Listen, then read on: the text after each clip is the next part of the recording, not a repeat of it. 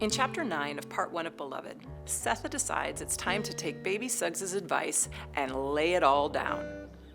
In search of a fixing ceremony, Sethe takes Denver and Beloved to the clearing.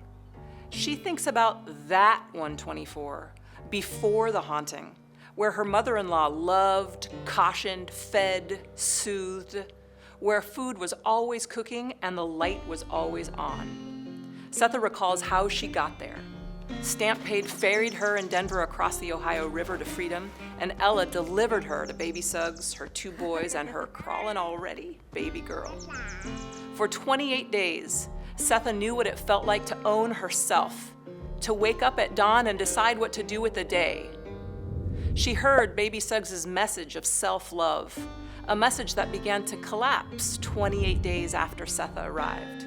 At the clearing, on Baby Suggs' preaching rock, Sethe feels on her neck the unmistakably caressing fingers of Baby Suggs' long-distance love.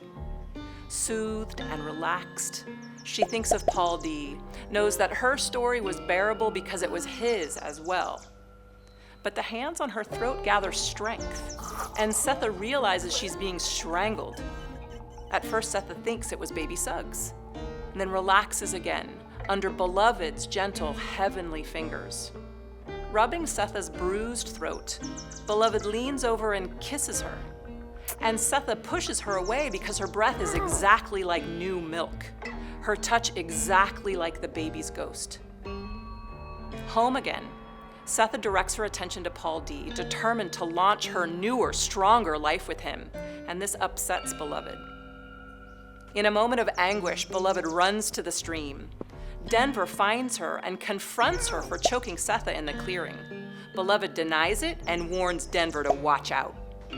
Denver thinks about the school she attended at Lady Jones's house, how much she liked it, until Nelson Lord asked her if her mother had gone to jail for murder, and if she remembered being in jail with her.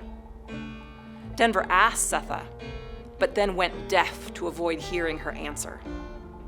The first thing she heard after 2 years of silence was the ghost of the baby crawling up the stairs. It was then that life at 124 became full of spite, that her brothers left, and Baby Suggs got tired of the bad luck of white people who don't know when to stop. So when Beloved showed up, Denver trembled with secret thanks for her miraculous resurrection. She chose Beloved over Sethe without conflict. This chapter introduces Baby Suggs' message of self-love and cathartic healing expression. And Sethe takes this to heart by seeking a healing ceremony at the clearing. Sethe feels responsible for Baby Suggs' collapse, and the strangulation scene initially raises questions about whose spirit may be punishing Sethe, that of her mother-in-law or her daughter.